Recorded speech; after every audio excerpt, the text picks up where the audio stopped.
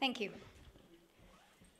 Distinguished members of the Indian and the Chinese media, members of the Indian and Chinese delegations that are attending this forum, dear friends, this year the India-China Media Forum focuses on three key elements: enhancing media understanding, promoting a closer developmental partnership, and proposing a roadmap for future media cooperation. It is my pleasure to introduce the moderator and panelists for the first session of the forum on enhanced understanding, challenges and opportunities in India-China media cooperation. Our moderator for this session is Mr. Nitin Gokhale, Editor-in-Chief, Strategic News International, a digital platform focusing on Indian foreign policy and strategic issues. Mr. Gokhale is one of South Asia's leading strategic analysts, a renowned author, and syndicated speaker. It's a pleasure to have you here, sir.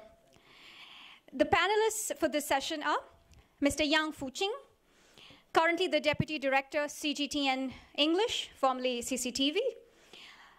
For 30 years, he has served in many capacities, such as reporter, editor, anchor, line producer, and overseas correspondent of CCTV. Mr. Shishir Gupta, a renowned writer and journalist, is currently the executive editor of Hindustan Times, and prior to that, editor and national chief of bureau of the Indian Express. Mr. Huang Xingwei is the senior editor of Xinhua News Agency. He has worked for Xinhua for more than 28 years, including 12 years posted overseas. And finally, Mr. Dipanjan Roy Chaudhary. He is senior assistant editor with the Economic Times. He was formerly with Mail Today and UNI. Mr. Roy Chaudhary has an experience of over 17 years in journalism and has also authored several books. Over to you, Mr. Gokhale.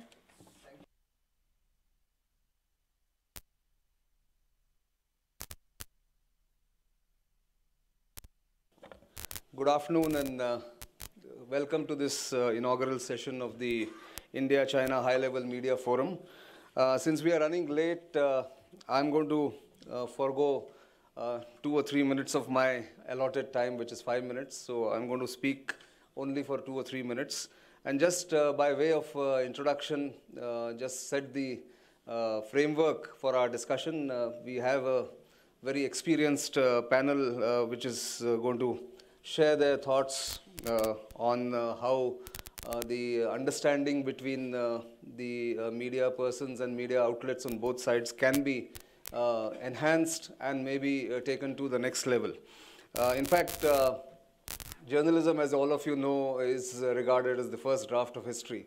So when we look back, perhaps after 20, 25 years, this media forum, as the Indian External Affairs, the Ministry of External Affairs spokesperson said, this is the first time this media forum is coming after the Wuhan informal summit. So therefore, this could be seen as a landmark when we look back maybe 2 decades later.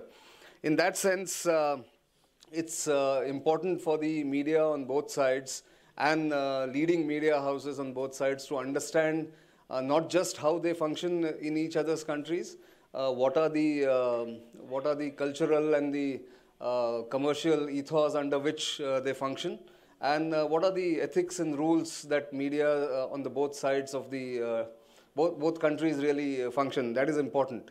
And that will get enhanced only when we meet each other, we exchange ideas, we sit together, have some collaboration maybe going forward.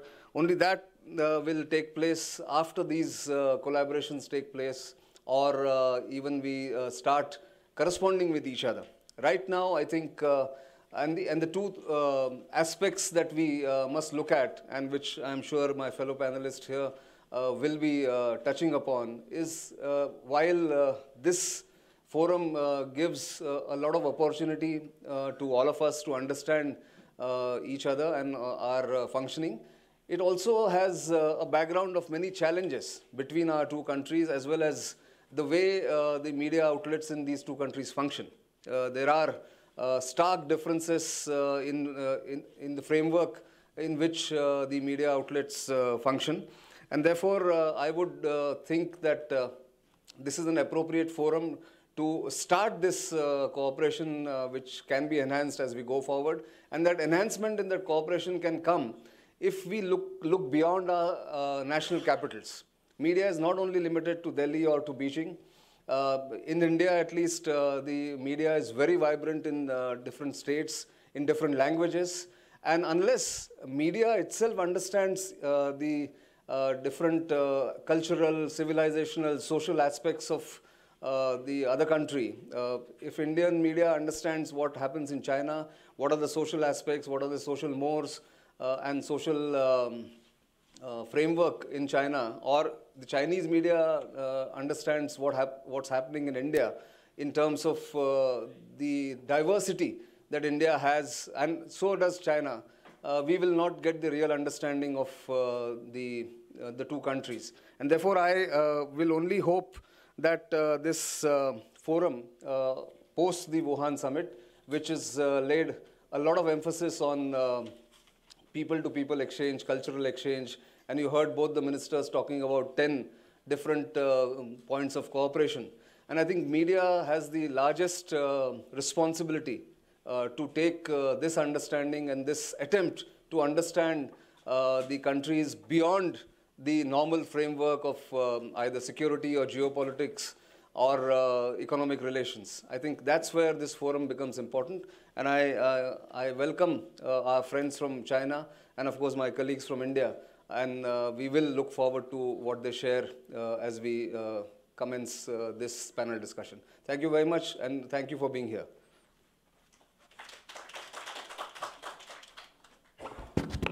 May I now request Yang Fuxing to give us his thoughts, what he thinks about.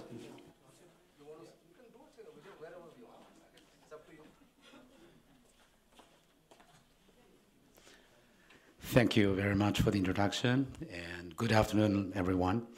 Over 2,000 years ago, what could be the first contact between our two great civilizations began.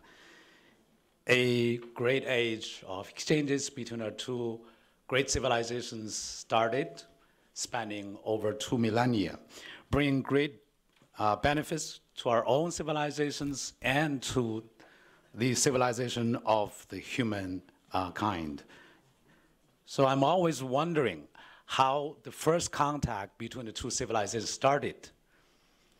Our ancestors, how did they greet each other? Did they greet each other just like what we do today? How did they overcome the language barriers? And how did they bypass the cultural differences? And before they met, they have to traverse the world's most dangerous and difficult terrains. And they have go through all the kingdoms and tribes which might be very hostile to them. And more importantly, what are the determination, the urge, and the courage that made them to take this journey and to reach out to each other. And today, I think the natural barriers where our ancestors have undergone are no longer a big problem because of the technical advances. But the man-made barriers are still there, or still exists, like misconceptions about each other, misunderstanding, and mistrust. So how should we overcome the barriers? And what the role of the media should play in breaking down all these barriers.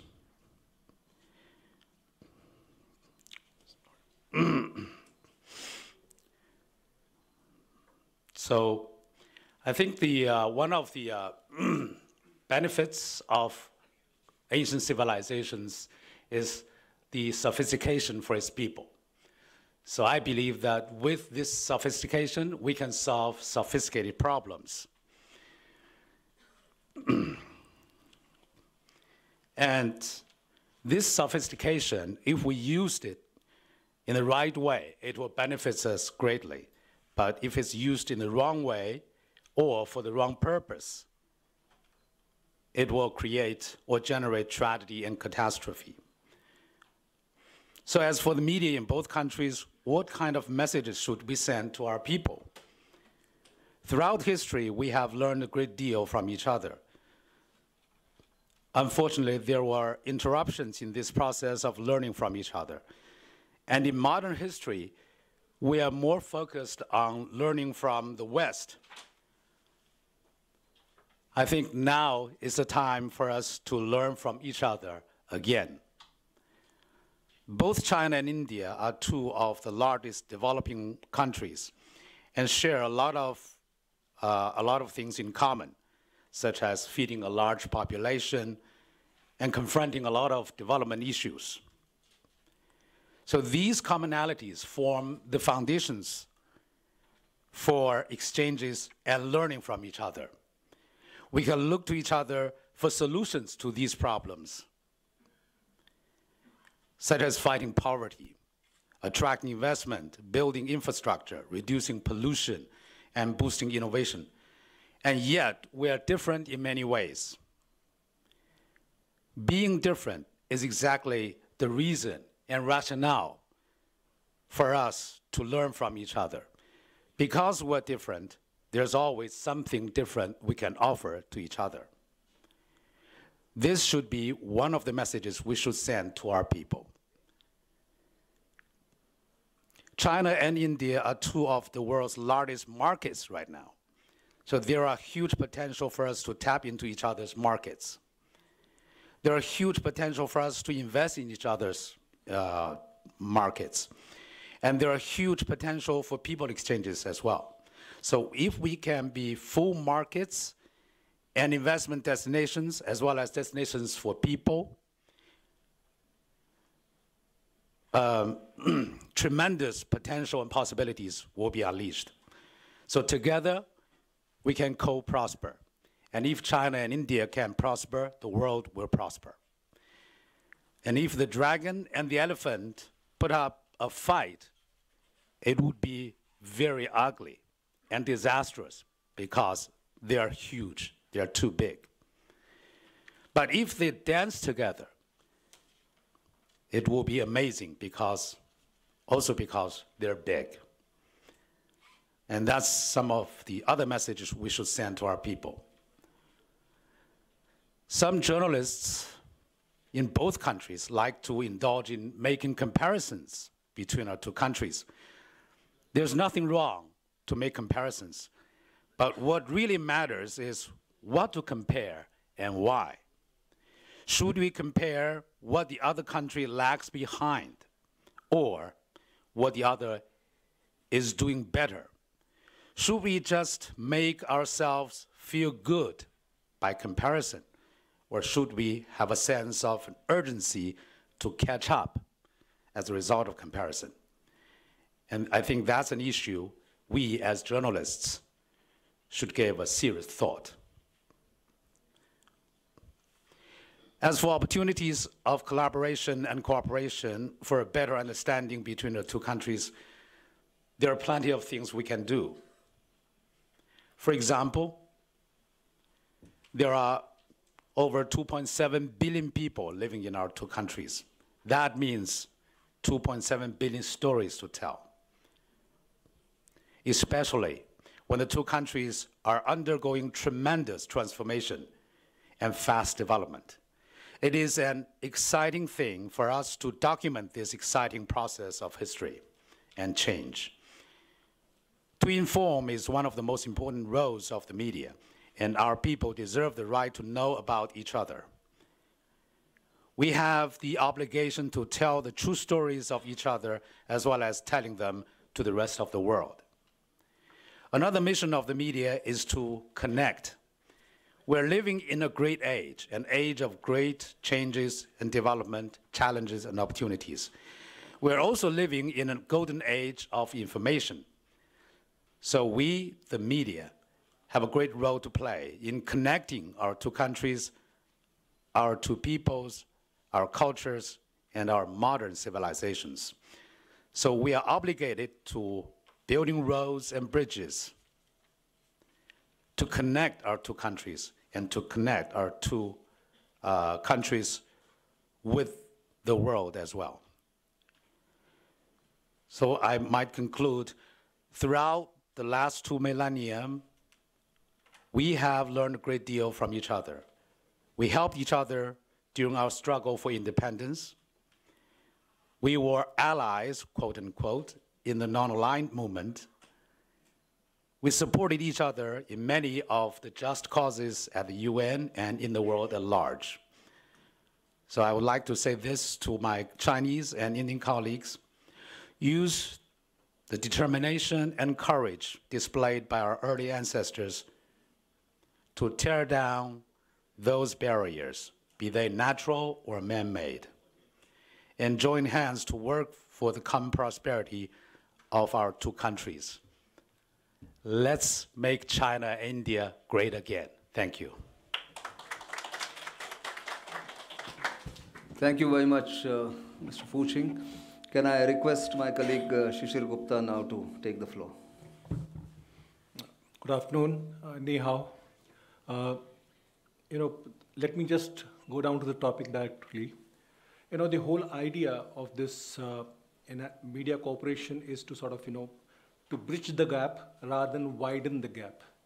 And what you need to do is you need to actually have, the media organizations on both sides need to have a certain amount of mutual respect and also credibility. But these things are easier said than done, because given the political structures in both the countries. For instance, like in China, it's a single-party state. It's a country where the media is with the Chinese government. In India, it's exactly the opposite. India, at best, is a chaotic democracy, and with plethora of news channels, websites, newspapers, everybody saying their own tune. So while people in Beijing may think that it is the Indian government which is saying something, actually the man doesn't know what he's himself saying. So understand that. And Indian media is not so easy to control as my friends will say it. Even the Ministry of External Affairs right now handles as many as 1,300 newspapers and about 700 news channels. So the point is that when we hear from the Chinese media, we think it is the Chinese media which is saying. Similarly, when you hear from the Indian media, you think it is the Indian government which is saying. I am definitely sure that the Indian government is not saying what exactly every time Indian media is trying to convey. So the fact, and why there is a need for cooperation in this is because we had a very interesting experience in 2017 when there was a bit of a, tight issue over Doklam, where every now and then we would see messages from China as if both the countries were going to war. While here, nothing like that was happening. So the point is that we need to actually engage each other, build trust in each other, because we create the public perception. And if the public perception is going to be absolutely negative, no amount of work that the Indian political leaders do will help in any way in improving the relationship. There have been, there are some historical differences, that's all right, but people do work with differences also, considering that both the countries are developing countries. One is number 2 as far as the economy is concerned and a rising global power. The other one is number 5, number 6. So obviously there'll be a certain amount of competition. The other thing that actually, India and China need to live with each other is because historically both the civilizations are about 4,000, 5,000 years old. They have been insular civilizations. India has never really been one of the aggressive ones, so to speak of. So, but before the events of 1950s, both the countries were in a different direction. Now they are intersecting each other. So that's the reason why there is need for a mutual trust, and this suspicion has to be removed. And the only way that can be done is actually when the two medias interact, in the sense that Indian people are allowed to go to China, see for themselves what they see. And it's not that every place is an ideal place. There are many things which are wrong in India, there are many things which are wrong, could be wrong in China. But there has to be a certain amount of enhanced cooperation if the two countries need to be together. And that's the simple message, long and short, that, that even when it comes to a tricky issue, whether it is 2017, 2015, or whenever it has happened, we need to, forget the past legacies. We need to build on a new future. So the whole idea is, the more we understand each other, the better we'll be able to solve each other's problems. Thank you. Thank you, Shishir. That brings me to our third speaker, and that's our friend from China, Xing Wei, who is a senior editor with Xinhua. Can I request you? Thank you, Mr. Gokhale. Yes, okay. Sorry, pronunciation. Yeah. After we listened to Mr. Kupita's remarks, sorry for my pronunciation. So I fully understand why we travel thousands of miles and sitting here today to have candid and sincere discussions about our media. That's for mutual understanding. Yeah, it's my first time to India, Asian country with great civilization. Yes, we have some controversial issue between China and India, the border dispute, the Pakistan, the Tibet, and for the general Chinese general public's indifference toward India and India's strategic sensitivity toward China still exists there. As you read the Chinese media reports about India and the India media reports about China, after we visit India or visit China and observe with your own eyes, you will fully be aware of the necessity to enhance communications and exchange of visits between Chinese and Indian journalists. As the two ministers, they talked about the man-to-man, people-to-people exchanges. They say of crucial importance to bilateral ties, and media cooperation has positive significance to enhancing strategic mutual understanding and trust. And for me, for my personal experience, and for people-to-people exchange, for me, my connect with India was Indian movies.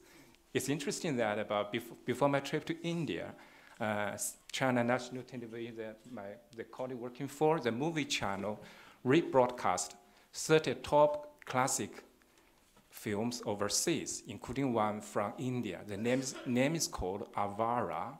I'm not sure it's pronounced right or not. Yeah. It was produced in 1951. I first watched the film in early 1980s when I was a boy. I was quite impressed. The music was beautiful, the dancing was beautiful, and actually the styling actress was so beautiful.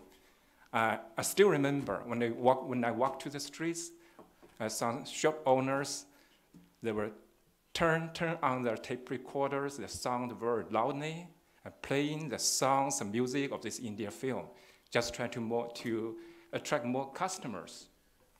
Later, I think I watched another film called The Passage to India, so I grew more interested about Indian culture.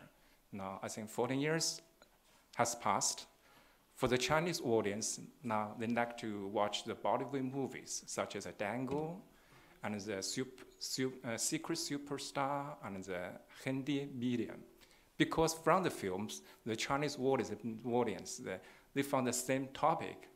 They found that they share the same worries, the same anxiety, and same trouble, such as for fighting for their children's better education. And also, I think the yoga practice now is quite popular in Chinese cities, especially for the women to keep their fitness. I learned that a university in Southwest China's Yunnan province even opened a yoga course for master's degree. So you see, the Bollywood movies really spark some interest from the Chinese younger generation to learn more about India. So as media, I think we need to produce more stories and more movies that really touch the minds of the people of our two countries.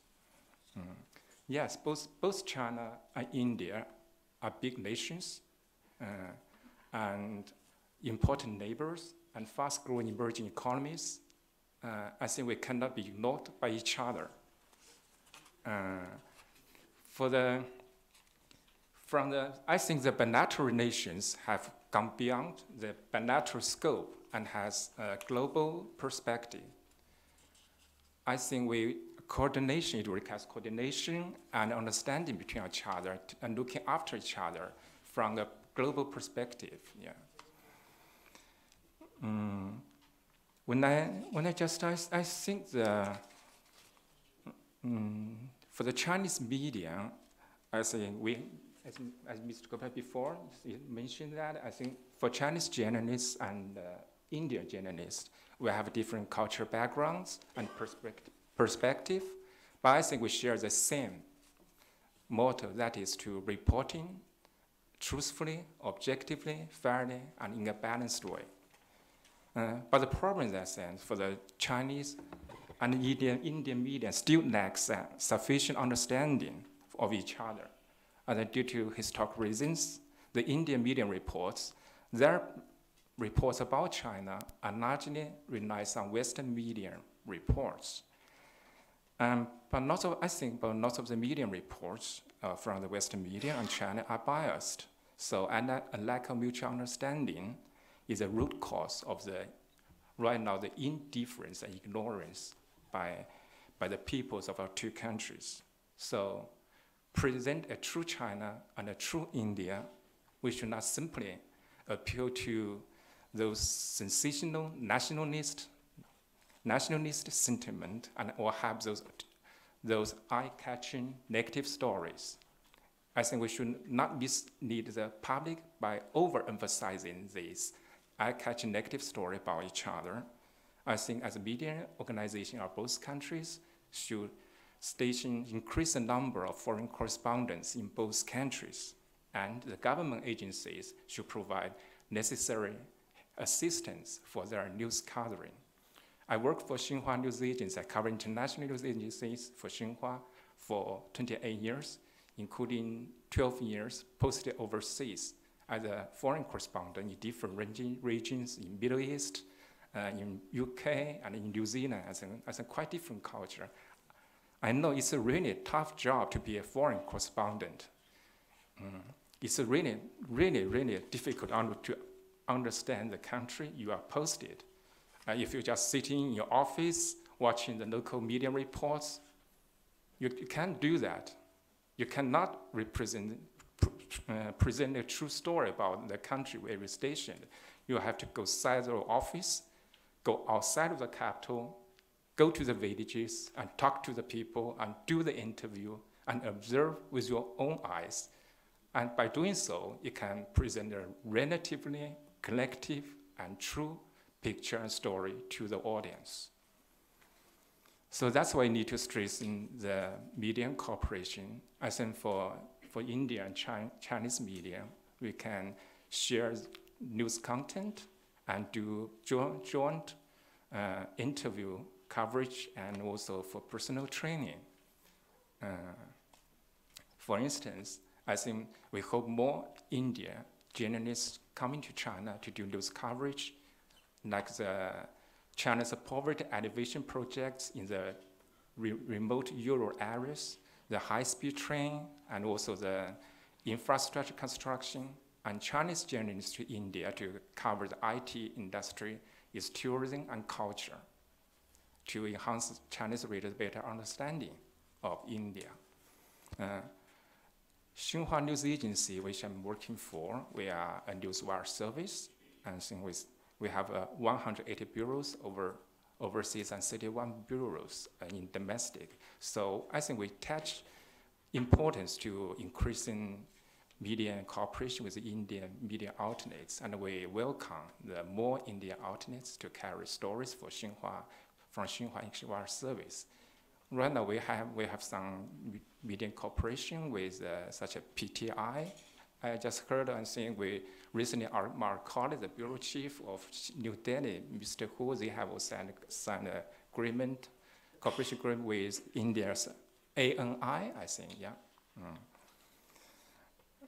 So Xinhua established its bureau, New Delhi Bureau, in 1950. Right now we have 2 bureaus operating in India, one in New Delhi, one in Mumbai. We have 6 Chinese journalists posted from our Beijing headquarters. We have also some local reporters. And then for the past 16 years, our Xinhua correspondents in India, they have following up the latest developments in politics, economy, social, and culture. And they were reporting the stories, trying to objectively and fairly and in a balanced way. I think the situation, I just talked to our colleagues, I think here.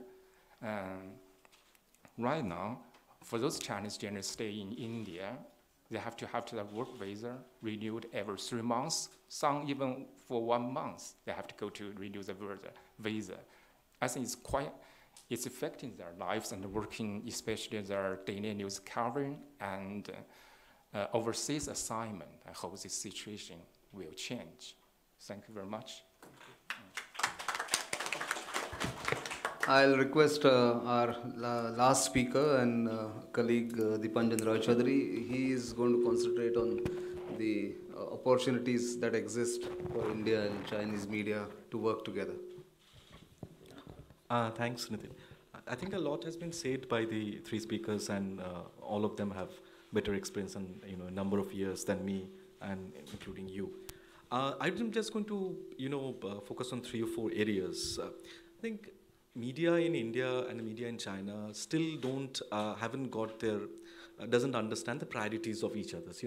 We both are leading powers, we both are global powers, but in my understanding, we still don't understand what is the Chinese geopolitical priority.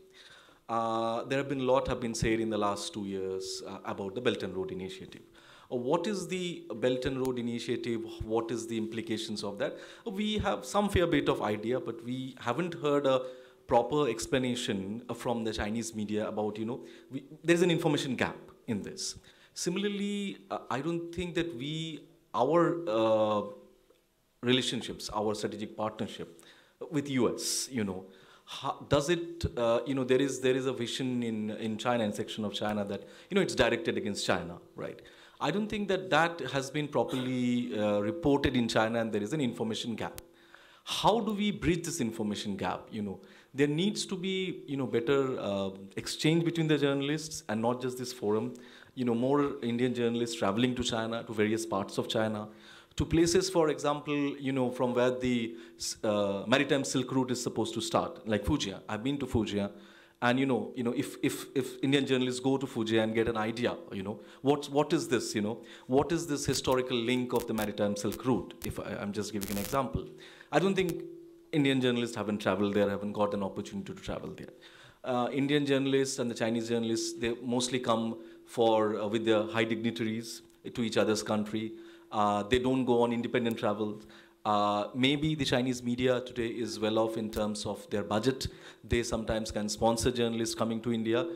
Indian media, except for a BRICS summit, an informal summit, is not sponsoring, it generally doesn't sponsor Indian media to travel there. There are 6 Indian correspondents now in Beijing. There is a fair bit of reporting which happens through Hindustan Times, through Hindu, through INS, and through PTI. But beyond that, journalists are not traveling, and journalists are not traveling to the other provinces. Chinese media, they are based in, as he mentioned, based in Delhi as well as Mumbai. But I'm not too sure how much have they reported about in wide way, the economic success stories which has happened in southern part of India, in Bangalore, or the investments which come to India. What are about the startup sector, about in the last 4 years, this government has launched various plans. Have they been reported well? If they have been reported well in the Chinese media, maybe the Chinese government would have felt that, there could be areas of cooperation in this, right? In various areas where there is scope for investments in this country. And not just big infrastructure investment, but investments in other sectors. There is the other area, gap which exists in Indian media. I'm talking about Indian media particularly, not the Chinese, because there are more and more Chinese journalists who are now well versed with English, right? And they're presenting in English, they're reporting in English.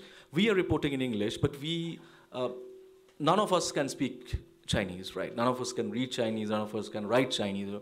Many of your critical reporting are in the Chinese language media, and we don't have any idea of what's happening. So, I can take example, we only look at Global Times, right? You only look at Global Times, take a report in the Global Times, state-run media Global Times, that's what people describe it here, and we take it as the version of the Chinese government, right?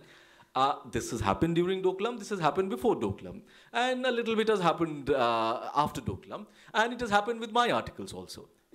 Economic Times on debt trap caused by Belt and Road Initiative, right?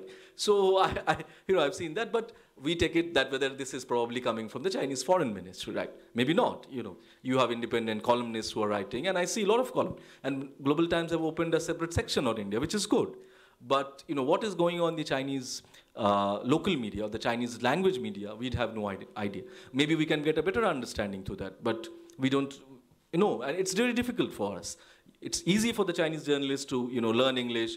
You are more global than us. Indian journalists are, very few of us are that global, in the sense. We have very few bureaus abroad. We have followed the government narrative in certain, but we haven't really, set up, made efforts to set up bureaus.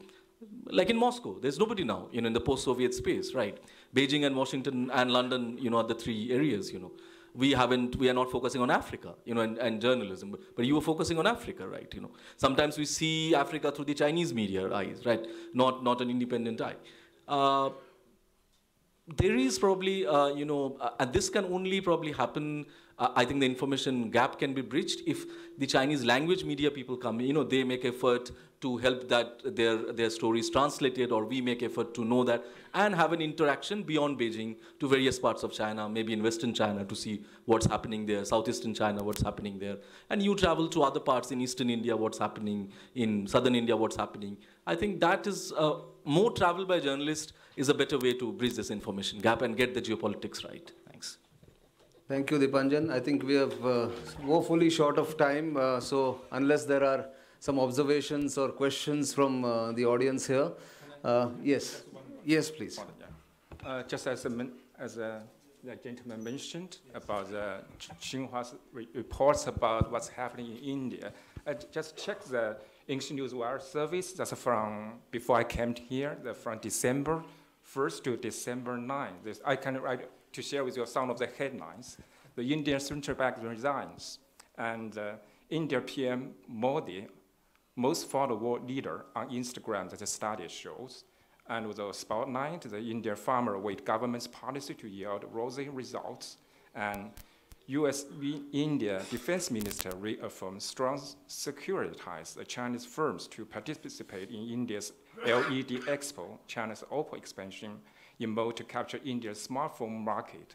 And also, the India's export to China steadily rising for 3 years, says Federation chief. So that's the economy, social news, and political. So fairly widespread menu that you're talking about. So clearly you have the advantage of posting people here.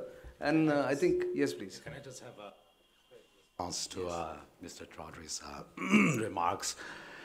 There is some kind of information gap, but that's not caused by the Chinese or the Chinese government. There's a lot of information, tons of information in English. Xinhua provided every news in English, and every government reports. For example, government reports by Premier Li Keqiang during the National People's Congress, they were released in several languages. And check the websites for government websites too, and of course CDTN. And so there's tons of materials that in English. And as far as Chinese is concerned, we CDTN, we hire a lot of English-speaking professionals. So why not Indian media hire some Chinese national professionals? And as far as whether you're free to travel, I think, to my knowledge, journalists can travel freely in China. If there's any kind of restrictions or any sorts of, control or whatever, I think it's reciprocal. Probably the Chinese journalists are receive same treatment here in India. But what I mean is, really, foreign journalists are free to travel in China. There's no restricted areas except military installations. And that's the, yeah. Many Indian media doesn't have the budget to, I'm talking beyond the summits. That's what I mentioned. And yeah, so we can collaborate. Yes. Yeah, why not? Actually, his problem is not the Xinhua, his problem is Global Times. So,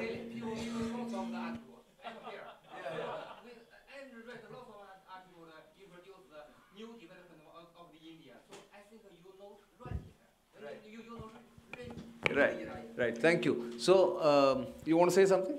Yes. Give him the mic, please. I want to raise a question because you guys, discussed too much about that. I want to raise a question about common challenges. Nowadays, China and India being the largest developing countries, by hard working and coordinating, we are having a larger say on the international arena, for example, like WTO and climate change. But I think in the meantime, we should have better say in our media. Unfortunately, nowadays, China and India are the victims of the Western media because their discrimination and prejudice were being tackled in many different ways. So how can China and India cooperate to show the world what real China and India is? How can we collaborate?